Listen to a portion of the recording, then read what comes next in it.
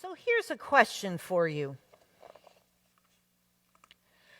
Do we actually live as people who believe the promises of God? Do you personally live as someone who believes in the promises of God? Now, before you answer that, let's look at morning's gospel reading. Again, do not be afraid. Sell your possessions and give alms. Make purses that do not wear out. Where your treasure is, your heart will be. Be dressed for action and have your lamps lit for when the master returns. This reading is a part of a larger teaching of Jesus about fear, worry, possessions, and the end of time. Let's briefly look at the chapter. It begins with a reminder to beware of hypocrites and hypocrisy, those who say one thing and then do another. We, as followers of Jesus, need to be careful that our lives show witness to the message of the gospel which we claim to follow. We are then reminded to fear God alone, not to be afraid of God, but to remember our place. God is God, and we are not. Even though there are some people who might think so. Remember that humans can only do so much to us. God is our ultimate resting place and protection. There will always be people who choose to promote fear. Always. There are people who want us to be afraid. They want us to believe that there is not enough of the necessities of life to go around and to care for all. They want us to believe that we are not enough, just as we are, and that the stranger is a threat to us. They want us to believe that empathy and charity are a sin. Entire industries are built on us not being content with who we are and what we have. Because when we are afraid, or when we are not content with who we are or what we have, then we are easily controlled and manipulated.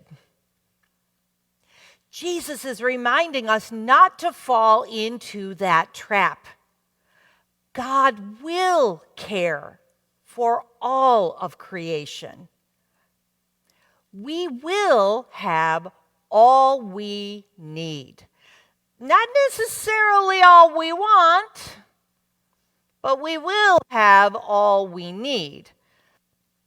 Now, that doesn't mean we can sit in the middle of a field and God will drop 3 meals a day into our lap. But it does mean that if we care for one another, love our neighbor as ourselves, that everyone will have enough. Charity to the poor and mercy to those in need are the cornerstones in the mission and work of Jesus, and should be the cornerstone in the life of those of us who claim to be disciples of Jesus. Jesus then shares a parable about a rich man who has a bumper crop. And instead of sharing with the community around him, he builds up larger barns so he will have a peaceful life.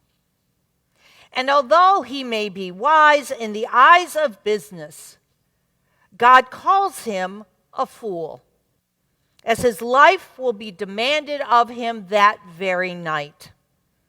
And his greed, his unwillingness to share in the interconnectedness of caring for community will be his legacy. Jesus' observation always reminds me of that classic scene in Charles Dickens' A Christmas Carol. The ghost of Bob Marley, Scrooge's business partner, comes to see Scrooge to warn him about how he is living. Scrooge remarks that Marley was always a good man of business. And Marley yells back, and I quote, "Business, mankind was my business. The common welfare was my business. Charity, mercy, forbearance, benevolence were all my business. The dealings of my trade were but a drop of water in the comprehensive ocean of my business." End quote. Marley built bigger barns, right? Instead of sharing with those in need.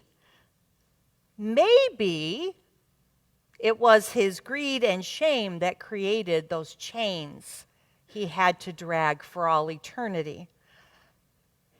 So all of that is the context of today's reading. Sell your possessions and give alms. Give alms? Sure, I give alms. I give to my church. Sell my possessions in order to give alms? Oh boy, I'm in trouble. That's an entirely different level of caring for each other, isn't it? Think about it. Your house, your furniture, your car, your jewelry, all your recreational stuff, most of your clothing, your savings, stocks, 401k, your pension, and your health savings account. You may not have all of those things, but you probably have some of them. Jesus is challenging us to let go of at least some of it and give the proceeds to those in need. For where your treasure is, there your heart will also be. If you want to know what you value and where your heart resides, look at your checking account, if you still have one, your debit and credit card statements. Look at your calendar. What we spend our life on is where our heart resides. Everything we own represents minutes and hours of our life spent on accumulating it. Jesus is teaching us that some things in life are just not worth it. Do we actually live as people who believe in the promises of God that God will care for all creation? People should be able to observe how we live and know that we follow Jesus. The earliest disciples of Jesus brought attention to themselves solely because of how much they loved one another. People thought the earliest Christians were at least a little odd, if not some cult bent on destroying Roman society. That song from the 70s, "They'll know we are Christians by our love." Do we bring attention to ourselves solely because of how much we truly love our neighbor? Be dressed for action and have your lamps lit. If the owner knew when the thief was coming, he would not let his house be broken into. I am married to an Eagle Scout who is an engineer, who is also the eldest of 8 boys. My husband, Ken, clicks all the supposed responsibility boxes, and so being prepared should be his middle name. The man prepares PowerPoint presentations to show what we're going to do on vacation. But here's the thing. That's the way Jesus wants us to live. Not the PowerPoint presentations, but that level of being prepared. But not for retirement and not for doomsday, but for God to come again. If you knew God was coming back next week, how would your life change? And if it would change, then Jesus wants to know why you don't live in that hopeful expectation every day.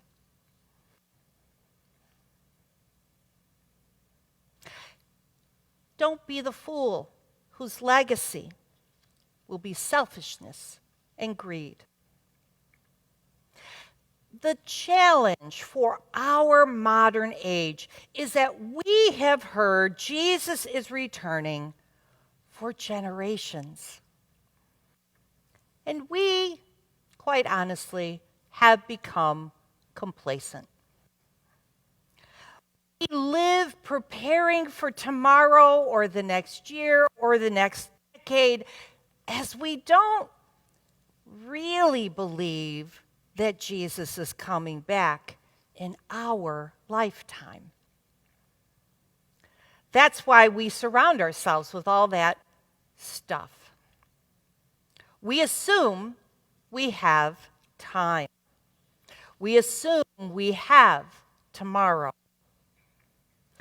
If a lifetime in ministry has taught me anything, it is to never assume we have tomorrow, and to live each moment we are giving now with those who are truly important to us.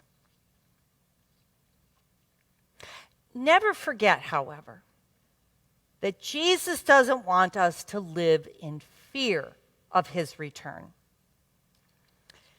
Even some church people use fear to try and control and manipulate us, right? Jesus wants us to live in faithful expectation that he will return and not to fear his return. God is faithful to all creation and will not abandon us. God has not abandoned us. Live knowing that there is enough, that we are enough. Live in interconnected community. Love one another. Forgive one another. Care for one another. And don't put your faith in the trappings and possessions of this world. Place your heart in the unfailing treasure of God, who will never wear out and will never weary of loving you just as you are.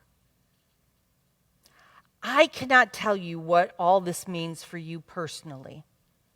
What living as God is the treasure that guides your heart looks like. I can only do that for myself. That discussion is between you and God.